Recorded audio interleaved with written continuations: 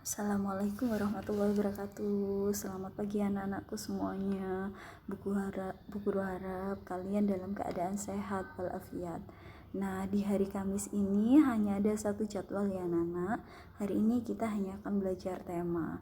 Sekarang coba kalian perhatikan gambar yang tampak di layar ponsel kalian ini adalah gambar anak-anak yang menggunakan pakaian adat yang berbeda-beda. Nah, mereka saling tersenyum dan saling bergandengan tangan. Nah, anak-anak, hari ini kita akan belajar tentang Bhinneka Tunggal Ika. Apa sih Bu Guru Bhinneka Tunggal Ika itu? Anak-anak, Bhinneka Tunggal Ika itu adalah semboyan dari negara kita tercinta. Negara Indonesia memiliki semboyan Bhinneka Tunggal Ika. Apa artinya Bhinneka Tunggal Ika Bu Guru? Nah, kita akan lihat. Nah, Bhinneka Tunggal Ika artinya adalah meskipun berbeda-beda tetapi tetap satu juga, yaitu Indonesia. Apa Bu Guru yang berbeda? Apa sih Bu Guru yang berbeda? Kok berbeda ya? Nah, coba kalian perhatikan anak-anak, negara kita ini terdiri dari banyak sekali pulau-pulau dan dihuni oleh suku-suku yang berbeda. Nah, setiap individunya juga berbeda. Salah satunya yang berbeda adalah agamanya. Jadi negara kita ini mengakui 6 agama, 6 keyakinan yang dipeluk oleh masyarakat Indonesia.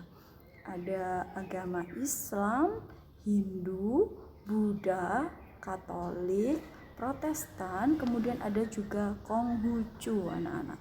Setiap agama ini masyarakat Indonesia diberi kebebasan untuk memeluk salah satu dari 6 agama ini anak-anak. Nah, kemudian coba perhatikan lagi, tadi kan Bu Guru sudah menyampaikan bahwa di Indonesia ini terdiri dari banyak pulau dan setiap pulau dihuni oleh suku-suku yang berbeda.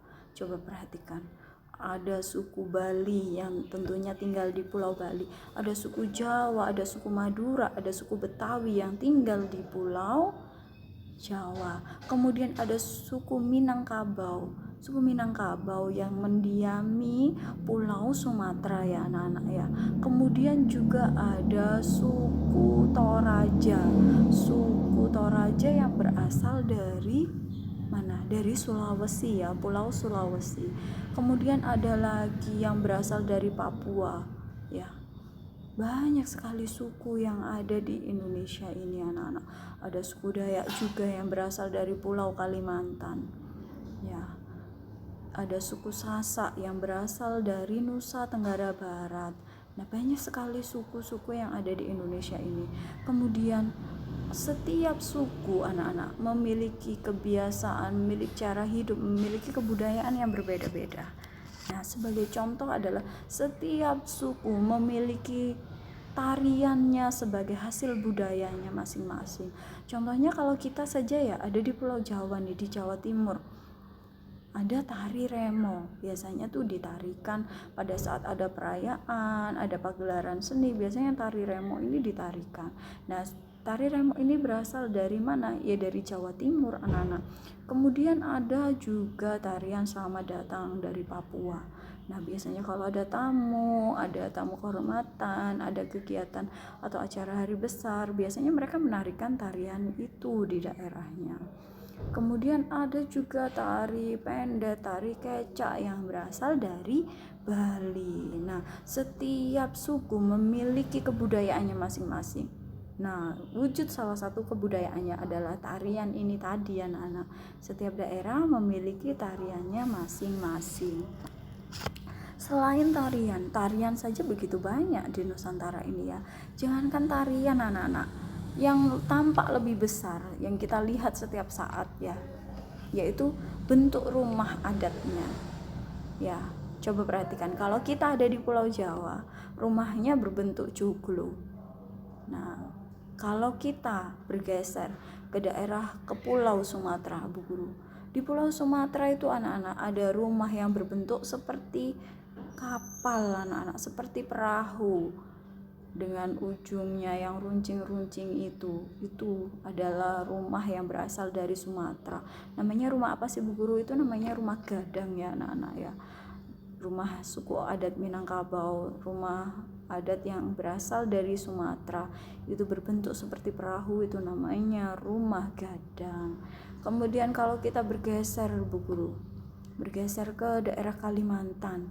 Di Kalimantan itu rumahnya tinggi Guru, itu namanya rumah panggung anak-anak di Kalimantan, karena ini ya mereka terdiri dari banyak perairan juga, makanya mereka rumahnya tinggi, namanya rumah panggung. Kemudian kalau kita bergeser ke pulau Sulawesi, di Sulawesi ada rumah adat yang bentuknya menyerupai tanduk kerbau, seperti tanduk kerbau anak-anak bentuk rumahnya itu rumah dari Sulawesi, rumah adat dari Sulawesi yang dinamakan rumah Tongkonan. Nah, ini rumah adat dari suku Toraja.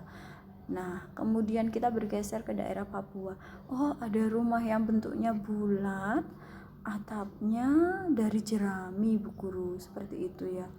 Nah, itu namanya rumah Honai anak-anak. Kalau kita ke daerah Papua, kita bisa menemukan banyak rumah-rumah masyarakat itu yang berbentuk seperti itu. Itu merupakan rumah adat dari Papua sana. Jangan kan seperti itu. Kemarin kan kalian sudah Bu Guru minta untuk menggambarkan salah satu motif batik ya. Motif batik juga sangat banyak anak-anak.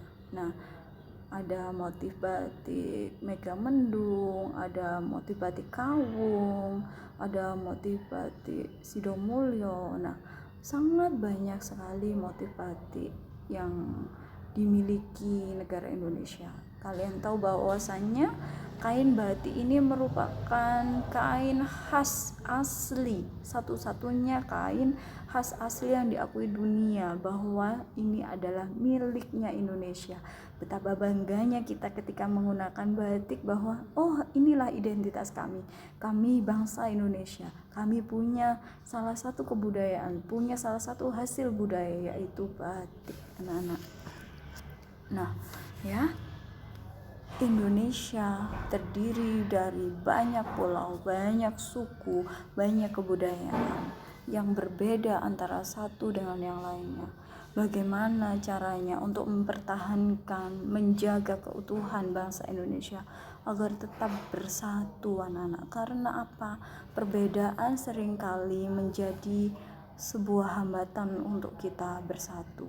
Kadang-kala kita menganggap bahwa oh suku lain seperti ini, oh kebudayaan suku lain itu seperti ini, lebih bagus budaya kita dan lain sebagainya. Padahal kita ingat bahwa meskipun berbeda-beda, kita tetap satu Indonesia. Bagaimana caranya agar kita bersatu, agar kita cinta terhadap tanah air kita? Nah, coba perhatikan gambar itu. Ada anak yang berasal dari suku Dayak, ada anak yang berasal dari etnis Tionghoa, ada anak yang berasal dari suku Jawa, ada anak yang rambutnya keriting dan kulitnya berwarna gelap berasal dari Papua, ada anak yang di telinganya diselipkan bunga yang berasal dari Bali. Mereka di gambar ini terlihat bahwa mereka sedang memainkan permainan tradisional anak-anak. Mereka bermain bersama-sama, mereka tertawa bersama. Adakah dari mereka yang bertengkar? Tidak ada anak-anak. Salah satu wujud tindakan yang kita lakukan sebagai wujud untuk memupuk rasa persatuan adalah menghargai berbagai suku yang ada di Indonesia, bergaul dengan semua teman meskipun dari suku yang berbeda. Kemudian apalagi anak-anak, saling tolong menolong meskipun berbeda suku, meskipun berbeda agama. Kita hargai mereka, kita tolong mereka ya. Kemudian anak-anak, kita pakai baju batik itu merupakan salah satu wujud rasa cinta kita terhadap tanah air kita. Selain itu apalagi Bu Guru? Nah, selalu bermusyawarah. Karena berbeda, tentu pendapat juga akan berbeda. Maka musyawarah untuk mencapai mufakat itu merupakan salah satu cara untuk memupuk persatuan anak-anak. Ada lagi yang biasanya kita lakukan di sekolah. Apa itu? Melaksanakan upacara bendera, menghargai hari kemerdekaan kita ya. Kemerdekaan diperoleh dengan cara berjuang anak-anak pada saat itu. Nah, bagaimana wujud kita, cara menghargai kita agar kita tetap bersatu adalah melalui upacara bendera. Ada lagi masih banyak sekali anak-anak kegiatan yang kita gunakan untuk memupuk rasa persatuan dengan kerjasama, dengan gotong royong. Kalian tahu bahwa bangsa Indonesia dikenal dengan bangsa yang ramah, yang suka bergotong royong. Nah, anak-anak coba perhatikan di sini Bu Guru memiliki gambar orang yang sedang menari tari piring. Nah, kalian lihat mereka menggunakan penutup kepala yang bentuknya seperti rumah adat mereka, yang mirip dengan rumah adat mereka. Nah, ini adalah tari piring. Ini berasal dari Sumatera Selatan, dari suku Minangkabau. Dulu anak-anak, ya, sebelum masuknya Islam, masyarakat Sumatera meyakini adanya agama Hindu, Buddha, dan animisme. Animisme itu apa sih Bu Guru? Animisme itu mereka percaya kepada bangunan-bangunan besar, patung-patung besar. Jadi mereka belum masuk pengaruh Islam anak-anak. Jadi mereka masih percaya agama Hindu, Buddha, dan animisme ini. Sebelum masuknya Islam, tarian piring ini digunakan mereka sebagai wujud persembahan. Karena apa? Sebagai salah satu wujud persembahan mereka, karena hasil padi mereka melimpah, hasil panen mereka melimpah. Jadi mereka menarikan tarian piring ini sebagai tari persembahan untuk para dewa anak-anak ternyata. Namun setelah Islam masuk ke daerah Sumatera, maka tarian piring yang tadinya digunakan untuk wujud dari persembahan berubah anak-anak. Dia bukan lagi sebagai persembahan lagi, karena mereka memeluk agama Islam. Mereka percaya adanya Allah Subhanahu wa Ta'ala, percaya akan adanya Tuhan. Mereka hanya menarikan tarian ini sebagai wujud kebudayaan, sebagai wujud pertunjukan, sebagai hiburan ketika ada acara-acara besar, ada hajatan, ada pentas seni, seperti itu. Nah, properti apa yang paling khas di sini yang digunakan adalah piring anak-anak. Untuk menarikan tarian piring ini dibutuhkan 2 buah piring yang digenggam di telapak tangan mereka. Nah, kalian sudah mengenal salah satu tarian tradisional yang ada di Indonesia, yaitu tari piring. Nah, sekarang tugasnya adalah kalian harus mencari gambar salah satu tarian tradisional yang ada di Indonesia ini. Kalian boleh bebas memilih tarian manapun dari Sabang sampai Merauke kecuali tari piring. Nah, cetak gambarnya itu kemudian ditempelkan di kertas HVS ya anak-anak. Kemudian cari berbagai informasi tentang tarian tersebut dan buat sebagus mungkin seperti contoh yang ada di bawah ini ya.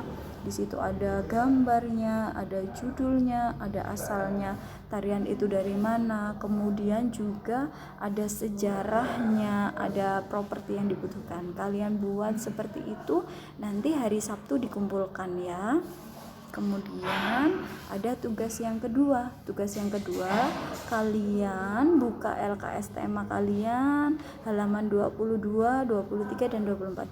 Baca dahulu, kemudian baru dikerjakan soalnya ya.